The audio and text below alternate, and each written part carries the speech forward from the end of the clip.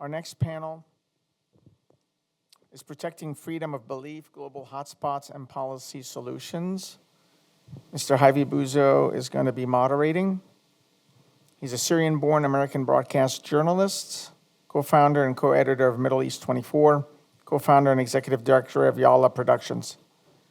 Born and raised in Damascus, she began her career co-hosting the first English language radio show in Syrian history before going on to serve as Washington, D.C. bureau chiefs for Orient News, where she hosted The Access, a critically acclaimed political show on U.S. and Middle East foreign policy, interviewing guests at the highest levels of American government and politics. It's watched by millions across more than 60 countries. She has spent nearly 2 decades covering the region and its intersection with U.S. foreign policy. Her writing has appeared in Newsweek, the Jerusalem Post, and Khalik Times. Please help me welcome Hayvi Bouzo, who is going to introduce the rest of the panel. Welcome. Hello, everyone, and thank you so much for having me today. It's wonderful to join again Coptic Solidarity on this really important conversation and very timely conversation. What we're about to discuss today is not a diplomatic abstraction. It's a systematic eraser of communities that have existed for thousands of years, happening right now on a massive scale and largely in silence. Let's try to sum up a little bit of what has been happening. In Iraq, ISIS completely eliminated vastly the Yazidi community. We're talking about tens of thousands of people who were killed because they're Yazidis. The estimates that are very conservative say that 7,000 women and children were enslaved. And when we talk about what happened to the Yazidis, we know that 90% of the Yazidi community never returned to their homes. The Christian community that's very ancient in a country like Iraq, that used to be around 1.5 million people, have now shrunk by 80%. And some estimates say it's 250,000 people, but some people say actually that this is it's overestimating the population of the Christians in Iraq. In Syria, on June 22nd, 2025, a suicide bomber walked into Mar Elias Greek Orthodox Church in Damascus, opened fire on the worshipers during the Sunday Mass, killing 25 people, and these are the numbers by the Syrian authorities. For many members of the Christian communities, there were a lot of reports in Syria about murders, kidnappings that are happening daily in the Christian neighborhoods across Syria. Also, we know what happened to the Druze community, where the conservative estimate, again, by the Syrian authorities, 3,000 people were killed. And we're all talking about this few last months. 1,200 people were killed because they are Druze, they are Alawites. And this is ongoing. In Sudan, 165 churches were forcibly closed, and there are many documented murders and forced conversions to Islam that have been happening, and this is a very undercovered area in the Middle East. In Egypt, the Coptic community, one of the world's oldest Christian communities, is being persecuted for existing. I want to talk about an example of Dr. Agostinos Saman, a 37-year-old Coptic scholar with over 100,000 subscribers on YouTube. He actually just got sentenced 5 years of hard labor in a secret trial just for posting academic videos about Christianity. Egypt ranks 38 out of 50 countries in the Open Doors list for worst countries for Christians in the world. And since August 2025, dozens of Copts have been arrested for online religious content alone. And we can't forget about what happened to the Jewish community, the very ancient Jewish communities across the Middle East, North Africa regions, the first of the Abrahamic religions, where entire communities were completely dismantled and disappeared from this part of the world. These are not distant statistics. We're not talking about just statistics here. We're talking about people. We're talking about communities that have been erased. The question today is not just what's happening, it is what's the United States and its allies are actually going to do about it. And we have a wonderful lineup of speakers to discuss this issue with us today. I want to start by welcoming Sean Wilson. He is the Director of Advocacy for Global Religious Freedom at Alliance Defending Freedom International, one of the world's leading legal organizations defending religious liberties in courts. Legislators across the globe, Sean works on some of the most consequential blasphemy cases of our time, from Egypt to Nigeria to Pakistan. Please welcome Sean Nelson.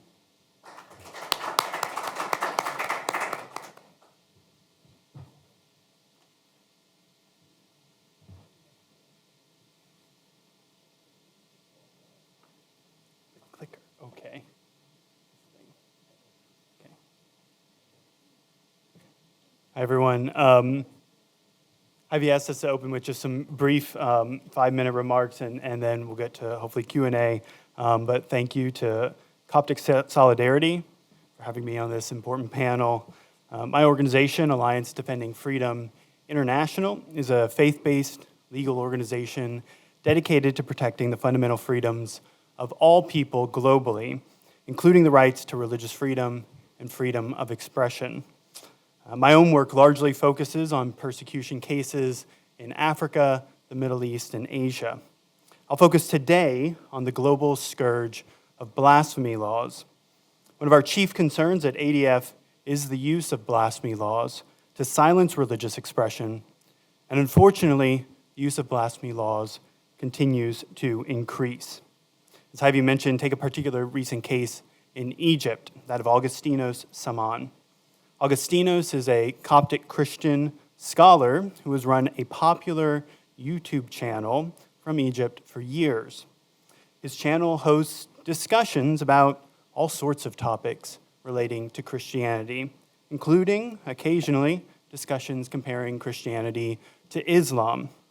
Last year, Egyptian authorities arrested him and charged him with crimes under Article 98F of the Egyptian Penal Code, which is Egypt's blasphemy law. The allegations were that he used his YouTube channel to promote, quote, misuse of social media and contempt of religion. Earlier this year, he was convicted and sentenced to 5 years of imprisonment and hard labor for his YouTube discussions. ADF International is now supporting him in his appeal of his conviction. Augustinos' case is a clear violation of international law and human rights standards, as his commentary was part of a large body of work and only amounted to peaceful expression of ideas.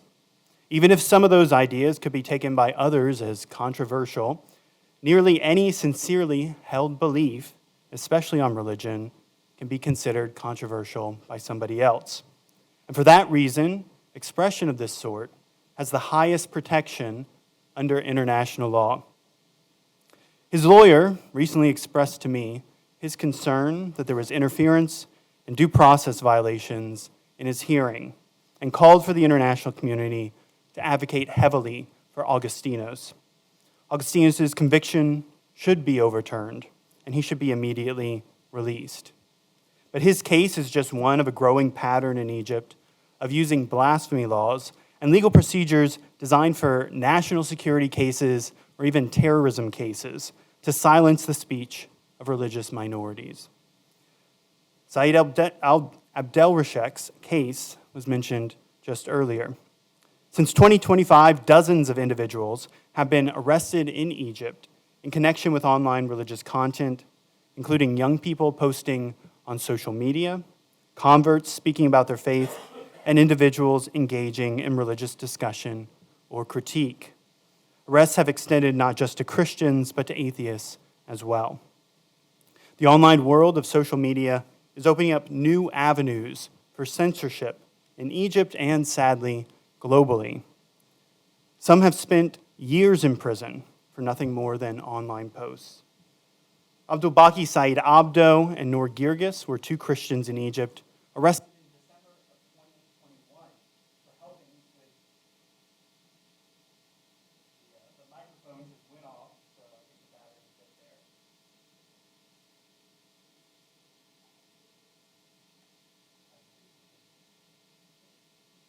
Testing.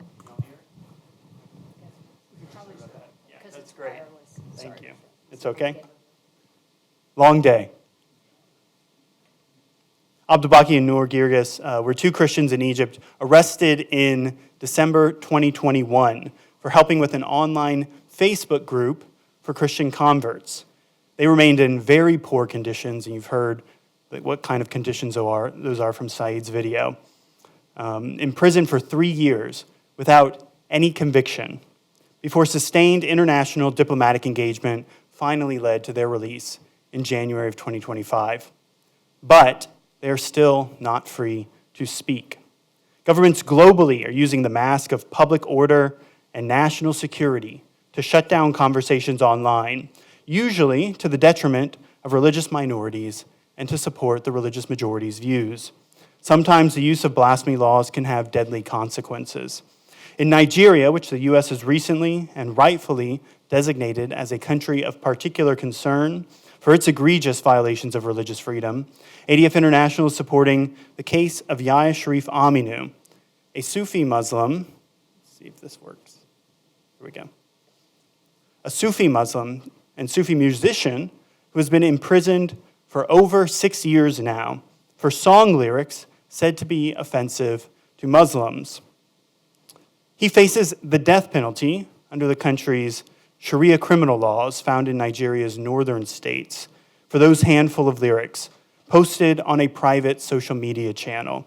And his home was burned down by a mob, none of whose members were arrested. His case is currently before the Supreme Court of Nigeria and very likely will be heard on the merits later this year. And you should understand that Nigeria is, per its own constitution, not an Islamic republic, but a modern country that doesn't have any state religion. It's supposed to protect internationally recognized human rights. So this is one of the rare chances to overturn, through the rule of law, one of the worst blasphemy laws in the world. In Pakistan, there are even organized gangs that concoct fake blasphemy accusations, very often against Christians and other religious minorities, to extort them or simply to cause them harm, as blasphemy can be punished with death and accusations often lead to mob violence. Ishtiaq Salim is one of the individuals whose case we are supporting facing this kind of coordinated false blasphemy charge. I will leave it there, but want to note that as many in the West are themselves turning towards censorship online, that will make it vastly harder for advocates to oppose these blasphemy laws in much of the rest of the world. Thank you.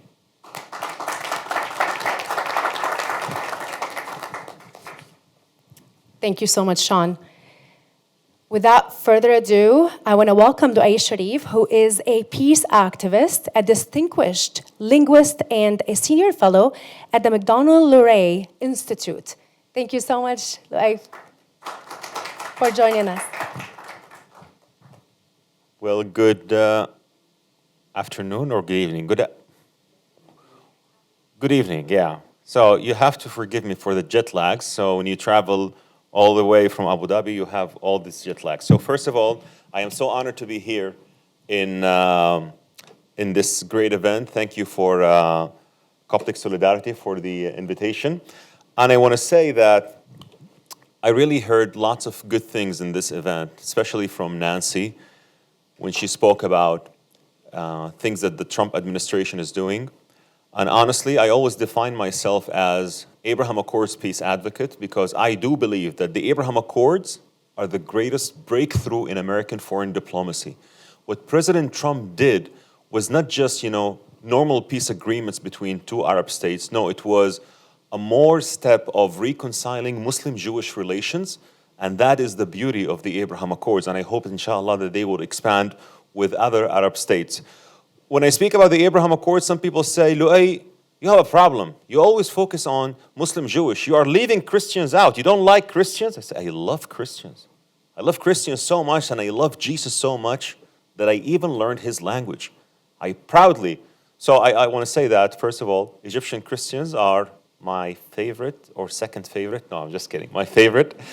But Assyrian Christians are really, hold so much, I hold them dear to my heart because they taught me the language.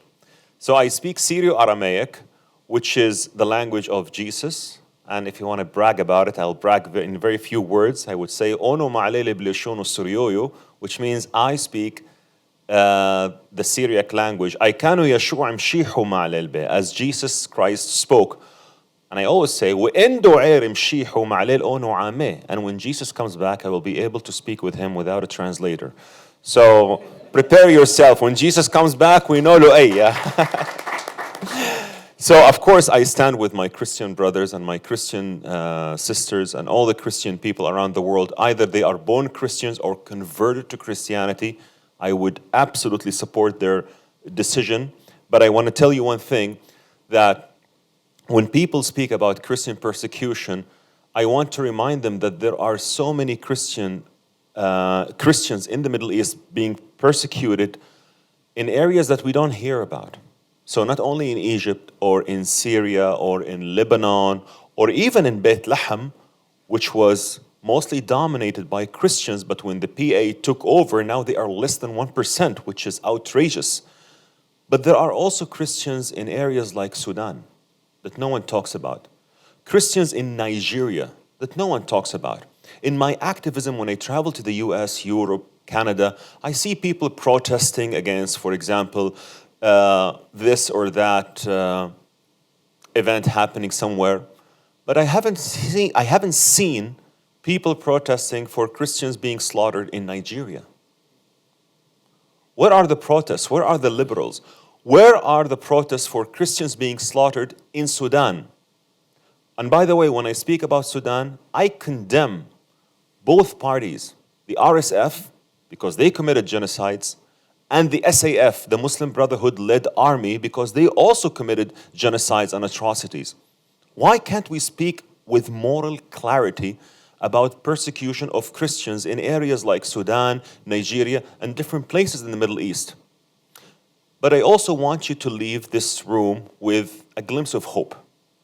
Because yes, there is a Christian persecution in the Middle East, but there is also a very bright future that comes from the place that I came from, which is the UAE. And I want to say one thing before many people come to me and say, well, you want to say that there are no flaws in the UAE? No one said that the UAE has no flaws, or no one said that the UAE is perfect, but it's almost perfect, especially for minorities. I would like to say prejudicedly that the UAE is perfect, of course. But of course, when people say, what about Christians? Habibi, last December, I was invited by numerous Christian denominations in Dubai for attending the Christmas, and I sometimes, I lose count. I would like to invite you. Who are you? The Christ of Jesus the Savior. The Church of Jesus the Savior. The Church of Savior Jesus. The Church of Christ the Savior. The Church of the Savior is Christ. The Church of Jesus is Christ. Yeah, I know. Many denominations. And I love that. And when I see Christians preaching, when I go to Dubai, and sometimes they come to me and they say, Loay, we want you to know more about Jesus. We would like to invite you to... I don't get offended at all. And by the way, I understand when people really approach and invite me to their faith, especially, by the way, in the US, when I studied in the US, the most inviting group was Jehovah's Witness. They knock my door all the time in Penn State. They come to me, we want to tell you more about, and I say, you know what, I have some love to you guys, Jehovah's Witness. You know why? Because Michael Jackson was a Jehovah's Witness, and I love Michael Jackson endlessly. So I really appreciate the efforts that you guys try to do, but I don't get offended. No one gets offended in the UAE. Christians are living in prosperity. Not only Christians, Buddhists as well. We have a big Hindu temple in Abu Dhabi, and Jews as well. So I want you to leave this room with a glimpse of hope that there is a country that is doing its best, which is the United Arab Emirates, for Christians and for other minorities as well, with 200 plus nationalities living in peace under the leadership of His Highness Sheikh Mohammed bin Zayed. And I'm so proud to come to you from that beautiful country. Thank you so much. Thank you so much, Loay. It's great to hear you speak as always. Let's also welcome Tom Harb, who is the co-chair of the American Middle East Coalition for Democracy, working at the intersection of Arab political culture and U.S. foreign policy to advocate for a democratic reform and minority rights across the region. Please welcome Tom Harb.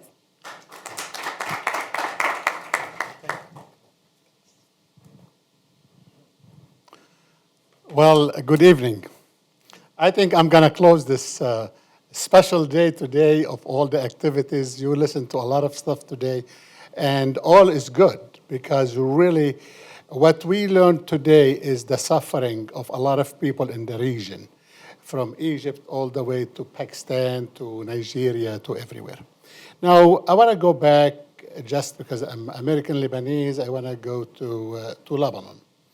And first, thanks for the Coptic solidarity. Really, you've been doing a wonderful job, guys, for all of these years. We've been attending all of these events all of these years, and we became part of you, and that's how we feel. So go back to Lebanon. We hear all the time coexisting. التعايش المسيحي الإسلامي, the Christianity and Muslims to live together, which is a wonderful title and what wonderful statement. And every time we listen to even our Pope from goes to Lebanon multiple times, since the last 10, 12 years, they want peace and they want coexisting. But as an individual and as a community, as a Christians in Lebanon, we haven't seen it, unfortunately. And then you ask yourself why you cannot see it. We see our bishops, the imams, the clergies, all of them sit down and discuss coexisting, but they don't practice it. So I go back when they call Lebanon the jewel of the Middle East, the Paris of the Middle East, and all of these things. And I said, at what period Lebanon was that glory, he had glory days? And I found out after the French gave the independence to Lebanon in 1945, until really 1960, 65, we saw Lebanon as the jewel of the Middle East. And later on start declining. Why? Because the power of Christianity start going down. By whom? Not by a stranger. It happened by Lebanese and by the surrounding people from the region. The first instance we saw in 1958. In 1958, we had some kind of civil war, and it was the rise of Jamal Abdel Nasser. You guys know Jamal Abdel Nasser, what he did to Egypt and to the Arab world. The next one was in 1967, when the Arab nations lost the wars against Israel. So where did they find the place to go and fight Israel? They found it in Lebanon. And then 1975, when what they called the Civil War started. The Civil War by whom? And against whom? I'm still trying to figure it out. And the Civil War, really, you look at it, it was the Palestinians came to Lebanon, and then Anwar Sadat wants to go make a deal with Israel. He sends the Palestinians, Fidaiyin, to Lebanon. And also in 1979, or in 1970-73, the head of the Jordan, King Hussein, he sent the Fidaiyin. He tried to kill Yasser Arafat, but Yasser Arafat fled there. Where he found the refuge, he found it in Lebanon. And the question is, why all of them came to Lebanon? Because Lebanon was multicultural, multiple ethnic, religious groups. So we found out the Muslims of Lebanon, they sided with the Palestinians. We found out all the leftists, communists, and so on, socialists sided with the Palestinians. Who stand alone fighting the Palestinians from taking over? It was only the Christians of Lebanon. But they paid a bloody price at the end of the day. They paid a heavy, heavy price in Lebanon.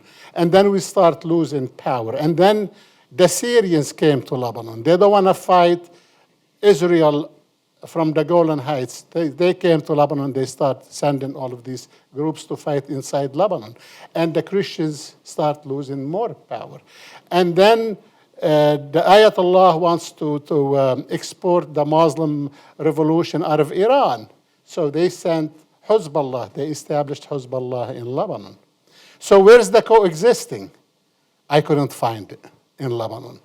And it became a problem at the end of the day because, it's hard to say, like all the Muslims in Lebanon sided with Hezbollah. But the majority of them, it doesn't matter, Sunnis or Shiites. Because why?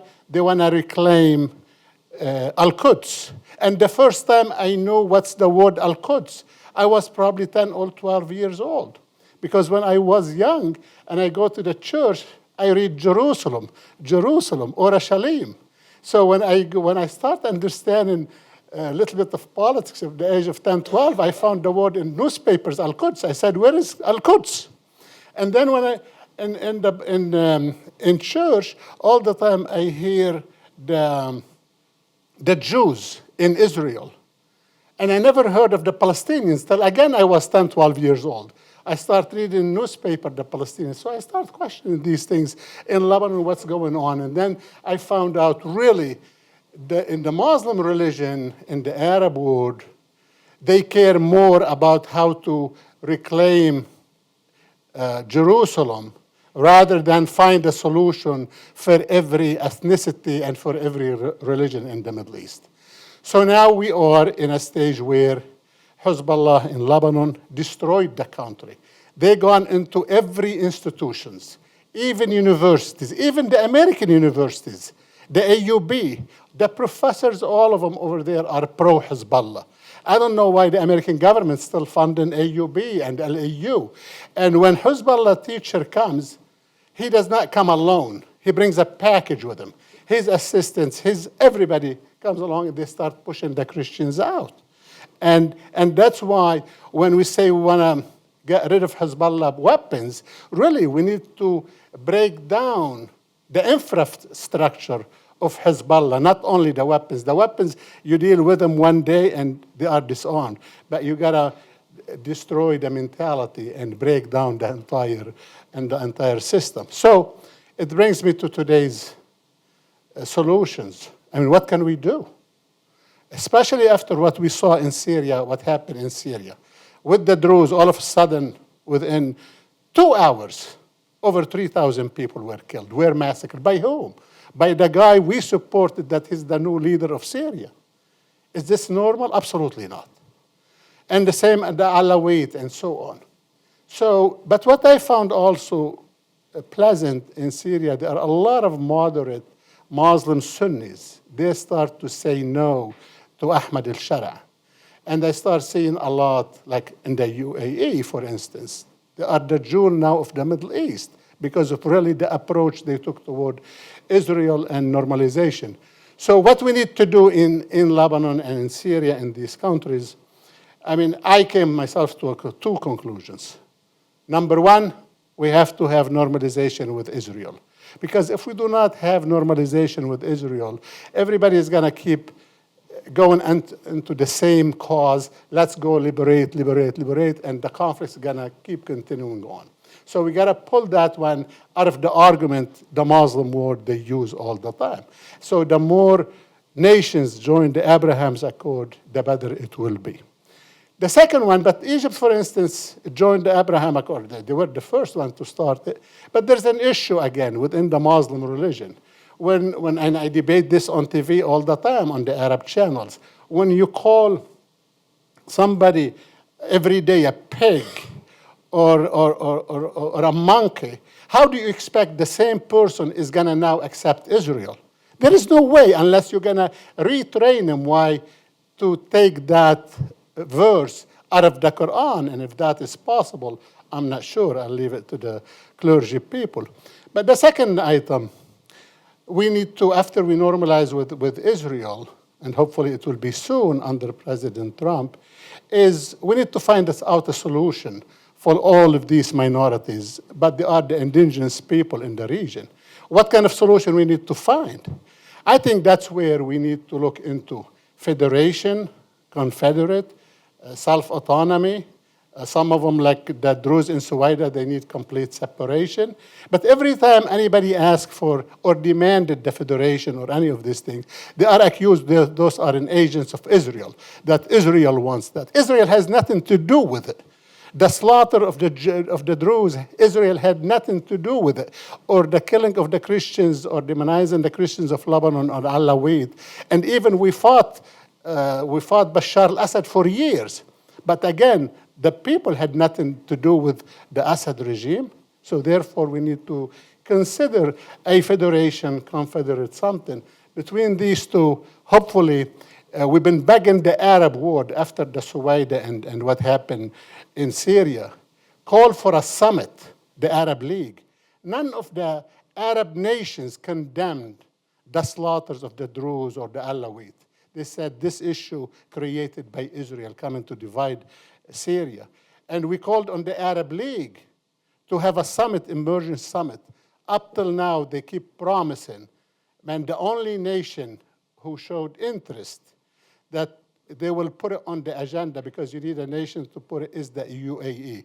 Other Arab nations, they said, no, it's not our problem. So with this, thank you so much. Thanks for allowing me to be here. Thank you so much, Tom. Again. Thank you so much for your important insights. Let's start with the questions. How much time do we have? Are we good on time? Like, okay, okay. If it's 5 minutes for everybody, I actually would want to then have each one of you talk about what you think is needed. You all raised really important and timely questions and issues. I want to start with you, Sean. You've mentioned what happened with Dr. Agostinos, and of course, we just heard from Said Abdelrazak's wife, I believe. And you know, this is something that is happening. These are just, we're talking about two issues that are getting some spotlight. We know that there are thousands and thousands, if not hundreds of thousands, of different ways of discriminations, blasphemy laws, different ways. And you mentioned also Pakistan as one of the countries where it's basically there are formations of gangs to do so. Let's talk about what is needed right now. How can we confront this issue? Because we're at the US Capitol, and I do know that in our country we have these values that we believe in, which are freedom of religion. And how can we help our different communities and allies in these countries to have those freedoms and those rights protected? Yeah, it's a great question. It's a very difficult question. I think there's sort of a couple of different levels on it. On the case level, we have seen really sustained international diplomatic engagement on particular cases bear fruit in getting individuals released. Unfortunately, it often takes years. Unfortunately, they often experience a lot of hardship while they're in prison. Sometimes they have to leave the country. Very often they're silenced afterwards. But that is something that, at least on a case basis, has regularly worked, at least for certain individuals, when they're able to get that kind of attention. So for that to continue in specific cases, and that's across a lot of different countries.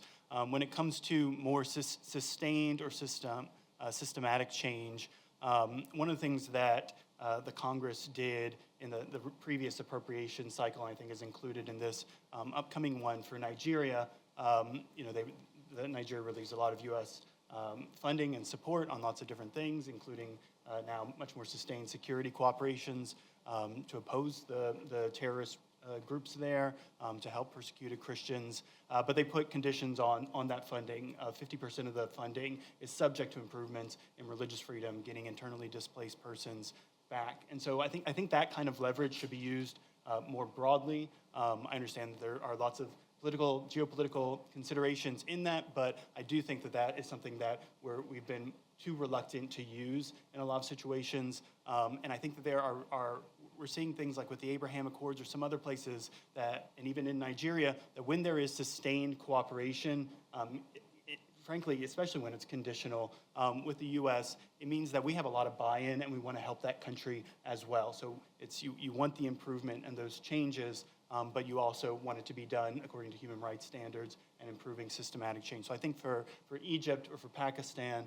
for a number of other countries that have significant religious freedom challenges, that could be an important thing to do. And then Tom mentioned this, Loay alluded to it, you really have to see systemic change from the ground, from the people who are living there and dealing with that. And so when it's connecting with moderate Muslim communities that also say, hey, this thing is wrong, or whether it's the UAE, I was just in Morocco recently, people who say, we don't like this violence, we don't want to see that against any group, we're going to enforce our laws equally, and we're going to make sure that people are able to share ideas. That's got to come from the ground. So I think building those coalitions to push their leadership to do that is a very smart thing. Thank you so much. Loay, you've mentioned the regions where these communities are not even given the spotlight, where these abuses are happening. We know that in the Middle East right now, Israel is the one exception, the UAE is another, and generally the Abraham Accord countries are just the ones that you have more freedom of religion. And you mentioned Nigeria, Sudan. You as a Muslim who is speaking to different communities, and you speak to Muslim communities themselves as well, what do you think is needed right now to change the conversation? First of all, we need to have more education and more awareness, especially about what's happening in other places in the region. I know that, and I honestly, clarity is so important. People talk only about what's happening in Israel because, it's very spicy. But Sudan is not spicy. Nigeria is not spicy. No Jews, no news. I'm sorry to say this, but this is the fact. So we need to shed more highlights that we also care about other minorities as well, especially or other religions as well, especially Christians, and they are facing true persecution in Nigeria and also in Sudan. And as I mentioned, in Sudan, both parties, RSF and SAF, the Muslim Brotherhood-led army, and RSF, they are making atrocities. And Christians are paying the price. And I want to tell you one thing. I wasn't aware about what happened to the Egyptian Christians in Libya until maybe like 4 years ago or 5 years ago, when they were killed for just being Christians.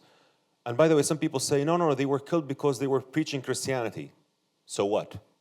Why are you so insecure if people are preaching different faiths? If you say that your faith is strong, why are you so insecure? But I just want to drag your attention to this. When I learned more about this, it was a catastrophe, but it was not covered. It happened in 2015. I learned about it in 2020 maybe, or 2020. We were not told about it. That how many 12 or 15 Egyptian Christians were. 21 Egyptian Christians were slaughtered on the beach of Libya. So we need to have more education, and we need to have more awareness, and we need to have more moral clarity. And thank God this is, we can see it in somewhere in the Middle East, especially in the UAE. Thank you so much. And to conclude with our round of questions, because you mentioned an important point. Today I saw a video of a Libyan guy with a cross that was getting beaten up, that was circled. I don't know if you guys saw it. It's on social media everywhere, literally just for wearing a cross. And he's from Ethiopia. But it happened in Libya, right? Yes. And Tom, you mentioned something important about the Arab League.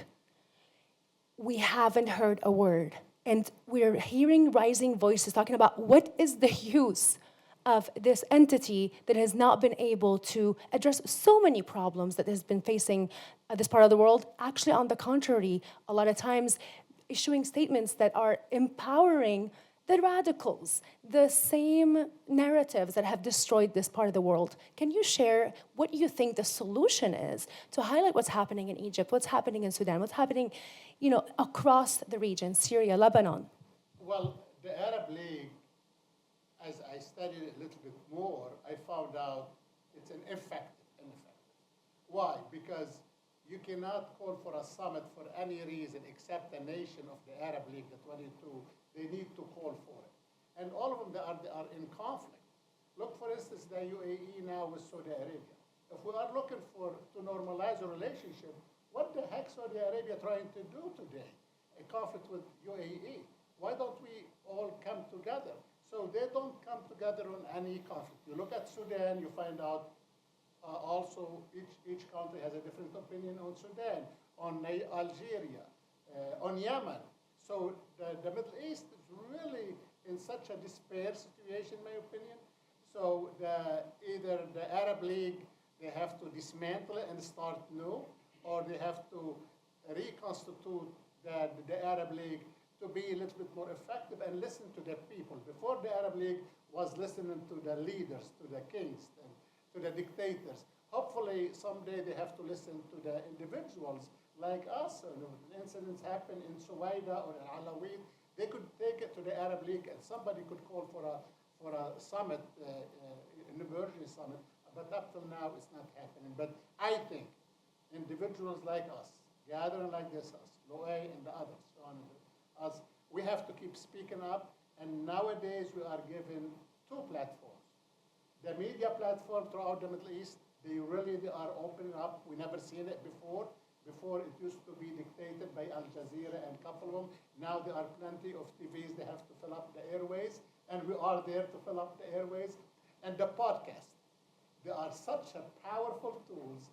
We go and they could click segments of your statement on the podcast, and it's becoming more powerful. This iPad and the iPhone became so powerful for the last 10 years.